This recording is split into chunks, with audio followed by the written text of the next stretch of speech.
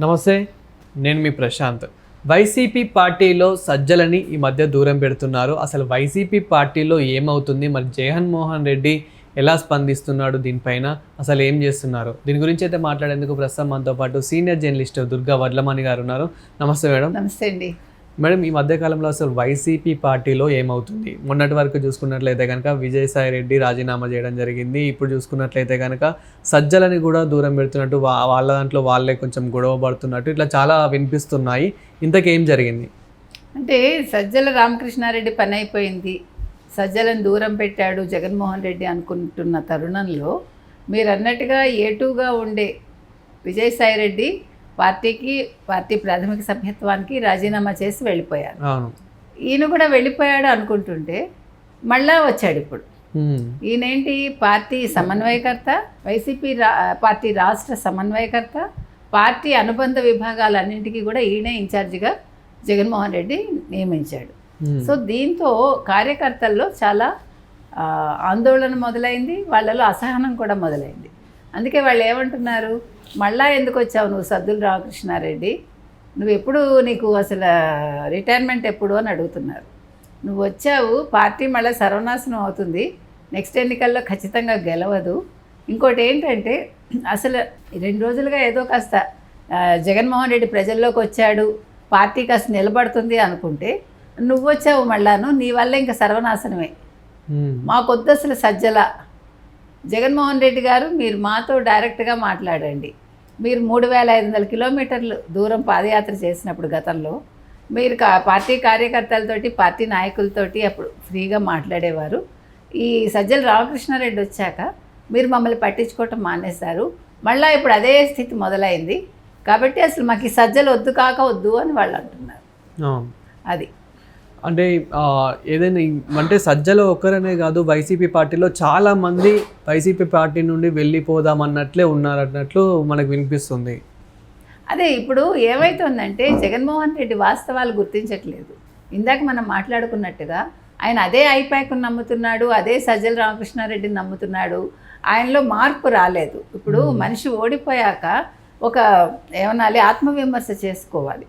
ఆయన ఆత్మవిమర్శ చేసుకున్నట్టుగా లేదు. ఇప్పుడు మీరు కనుక గమనిస్తే కనుక అయితే గతంలో ఇప్పుడు ఆయన 2024 ఎన్నికల రిజల్ట్కి ముందు మొత్తం రిపోర్ట్స్ అన్నీ తారుమారు చేసి ఆయనకు చూపించారు. వైసీపీ వాళ్ళు ఖచ్చితంగా ఓడిపోతారు, జగన్మోహన్ రెడ్డి ఓడిపోతాడు అని ఇంటెలిజెన్స్ రిపోర్ట్ కావచ్చు, వాళ్ళ పార్టీ అంతర్గతంగా ఉండే నివేదికలు కావచ్చు, తర్వాత క్యాండిడేట్స్కి సంబంధించి కూడా ఎటువంటి రిపోర్ట్స్ వచ్చినా కూడా వాటన్నింటినీ ఈ ఐపాక్ వాళ్ళు, ఈ సజ్జల రామకృష్ణారెడ్డి లాంటి వాళ్ళు మొత్తం వాటిని తారుమారు చేసేసి అంతా చాలా బాగుంది, ఇంకేముంది, మళ్ళీ నెక్స్ట్ మీరే, మనకి 151కి 151 ఏంటి, 175కి 175 వస్తాయి, ఇట్లా అంతా వాళ్ళు మార్పు చేసేసి ఆయనకి ఏది మనసుకు నచ్చుతుందో ఆ రకంగా నివేదికలు ఇవ్వడం జరిగింది. సో దానివల్ల పార్టీ పూర్తిగా దెబ్బతింది. అది ఆ వాస్తవం మీకు ఇప్పటికీ అర్థం కావట్లేదా అని కార్యకర్తలు అడుగుతున్నారు. అసలు మీరు ఎప్పుడు మమ్మల్ని కలుస్తారు, అసలు ఇలాంటి వాళ్ళ వల్ల పార్టీ నాశనం అయిపోతుందని వాళ్ళు అంటుంటే, మీరు చెప్పినట్టుగా చాలామంది ఎమ్మెల్యేలు పార్టీని వదిలి వెళ్ళిపోతున్నారు. ఇప్పుడు నిన్న కూడా మనం మాట్లాడుకున్నాం, ఇప్పుడు కొత్త ఎమ్మెల్యేలు ఎవరైతే ఉన్నారో ఈ నెల 24 అసెంబ్లీ సమావేశాలు, 28 రాష్ట్ర బడ్జెట్ ఉంది. సో బడ్జెట్కైనా ఈ కొత్త ఎమ్మెల్యేలను వెళ్ళిస్తాడా లేదా అంటే, 24 నుంచి వాళ్ళు వెళ్తే కొత్తగా వచ్చారు కాబట్టి వాళ్ళు ఇంతవరకు అసెంబ్లీ మొహం చూడలేదు. చూడనప్పుడు వాళ్ళకి ఎట్లా ఉంటుంది, అయ్యో మనం కూడా వెళ్ళాలి, అందులో పాల్గొవాలి, అసలు వాళ్ళకి ప్రొసీడింగ్స్ ఏంటి అని తెలుసుకోవాలని ఉంటుంది కదా. సో అటువంటిది లేనప్పుడు వీళ్ళందరూ కూడా ఏఆర్ఆర్ఆర్ను అప్రోచ్ అయ్యి మేము పార్టీ జంప్ అయిపోతామండి, మాకు మార్గదర్శకాలు ఇవ్వండి అని అడిగితే ఏమైపోతాడు? ఇప్పుడు అందరూ అదే మూడ్లో ఉన్నారు. ఇప్పటికి కూడా మనం చూసుకున్నట్టయితే వైసీపీలో అంటే కార్యకర్తలకు ఒకరికొకరి కమ్యూనికేషన్ కూడా అంతగా లేనట్లే మనకు అనిపిస్తుంది. అంటే వాళ్ళలో వాళ్ళు భయపడుతూ వాళ్ళు దూరం అయిపోతున్నారు అని తప్ప, అంటే ఇలా ఉంటే సో కొద్ది రోజులు అసలు వైసీపీ పార్టీ ఉంటుందా? అసలు పార్టీ ఉండడం తర్వాత అండి, మీరు అన్నట్టుగా ఇప్పుడు ఎప్పుడైతే ఒక అధినాయకుడు అసెంబ్లీలో ఉండగా మిగతా ఎమ్మెల్యేలు బూతులు మాట్లాడుతూ ఉన్నప్పుడు ఆయన ముసిముసిలు నవ్వులు నవ్వుకుంటూ ఎంజాయ్ చేశాడు, అప్పుడే ఆయన నాయకత్వం ఉండదు అనేది ప్రజలకు అర్థమైంది. ఎందుకంటే ప్రజలు యావగించుకున్నారు, ఇదేంటిది వాళ్ళు బూతులు మాట్లాడుతుంటే ఇలా మాట్లాడకండి అని లేచి ఒకసారి చెప్పాలి కదా. చెప్పలేదు, ఇలాంటి వాడి నాయకుడు ఏంటి ఒకటి. రెండోది మీరు అన్నట్టుగా ఇవాళ అసలు ఎక్కడ చూసుకున్నా కూడా అసలు వైసీపీలో ఎవరు కూడా అంటే ఉండాలి పార్టీలో కొనసాగాలని అనుకోవట్లా. ప్రతివాడు అసలు ధైర్యం అనేది లేదు, వాళ్ళకి ధైర్యం ఎక్కడి నుంచి వస్తుంది? ఇప్పుడు ఓడిపోయాక నాయకుడు అన్నవాడు ఏం చేయాలి? ఏ పార్టీ నాయకుడైనా ఏం చేస్తాడు? ప్రజల్లోకి వెళ్తాడు, వాళ్ళకి ఒక భరోసా ఇస్తాడు కార్యకర్తలకి. కానీ ఇక్కడ గ్యాప్ ఎందుకు వచ్చిందంటే 2019 నుంచి 24 వరకు ఎప్పుడైతే ఈ వాలంటీర్స్ వ్యవస్థ వచ్చిందో గ్యాప్ పెరిగిపోయింది. మీరు చెప్పినట్టు కార్యకర్తలకి స్థానిక నాయకులకి కమ్యూనికేషన్ లేదు, స్థానిక నాయకులకి ఎమ్మెల్యేకి కమ్యూనికేషన్ లేదు, ఎమ్మెల్యేకి ముఖ్యమంత్రికి కమ్యూనికేషన్ లేదు. సో మళ్ళీ ఈ మధ్యలో ఈ సజ్జలు అన్నవాడు తప్ప ఇంకెవరూ లేరు. అంటే మీరు ఏ ఉన్నా కూడా మీరు సజ్జల దగ్గరికి వెళ్ళాలి, సజ్జలకి విన్నవించుకోవాలి.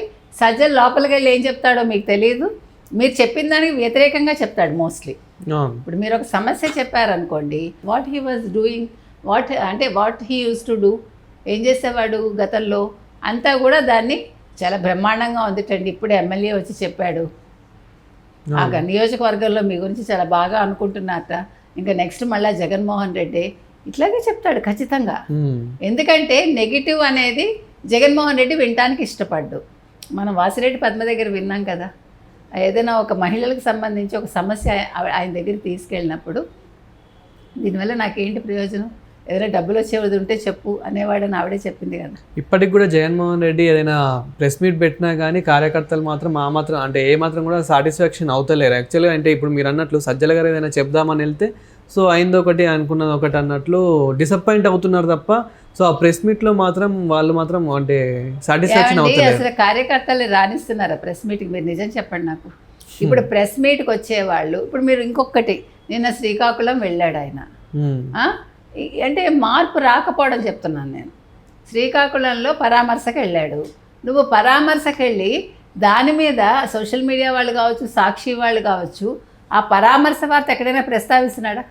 జగన్మోహన్ రెడ్డిని చూడడానికి అందరూ కొట్టుకున్నారు కార్యకర్తలు, అసలు ఎక్కడా కూడా నడవడానికి దారి లేకుండా అయిపోయింది, వాహనాలు, ఇదే మాట్లాడతారు. అంటే ఒక చావుకి వెళ్ళినా ఇదే గోల, ఒక హాస్పిటల్కి వెళ్ళినా ఇదే గోల, ఒక పరామర్శకు వెళ్ళినా ఇదే గోల. అక్కడ వాళ్ళ పేటీఎం ఉంటారు, నిజమైన కార్యకర్తలు అక్కడ ఉండడు. ఆ జై జగన్ సీఎం అనేవాళ్ళు ఒక బ్యాచ్ ఉంది, ఆ బ్యాచ్ దినకూలీలాగా వాళ్ళు వస్తారు, అరుస్తారు, వెళ్ళిపోతారు. అదే టోను మీరు ఎక్కడైనా వినండి. ఇప్పటి వరకు ఇంచుమించు ఒక 10 ప్రదేశాలకు వెళ్ళాడు, అంటే ప్రెస్ మీట్లు కావచ్చు, డిఫరెంట్ ఇదిలో ఎక్కడైనా అదే టోన్ మీకు వినిపిస్తుంది, కనీసం టోన్ మారదు. అంటే లోకల్గా వాళ్ళని అపాయింట్ చేసుకోడు, వాళ్ళని అలాగా ఒక ప్యాకేజ్ కాబట్టి, ఐటీఎం ప్యాకేజ్ కదా అది, ఐప్యాక్ వాళ్ళది ప్యాకేజ్ అది. సో వాళ్ళు అలాగా సెట్ చేశారు, వాళ్ళే ఉంటారు ఎక్కడికి వెళ్ళినా. కాబట్టి ఇవన్నీ కూడా వీటి నుంచి ఎప్పుడైతే బయట పడడో జగన్మోహన్ రెడ్డికి ఫ్యూచర్ లేదు. కార్యకర్తలు అన్న వాళ్ళు చెల్లాచెదురైపోతారు, ఇప్పటికే అయిపోయారు. ఎమ్మెల్యేలు ఎంపీలు అనేవాళ్ళు ఎవరి దారి వాళ్ళు చూసుకుంటున్నారు. కొత్త ఎమ్మెల్యేలు అయితే ఖచ్చితంగా జంప్ అయిపోతారు, ఆఖరికి జగన్మోహన్ రెడ్డి జెండా పీకేసి ఇంట్లో కూర్చోవాలి. Thank you madam. Thank you.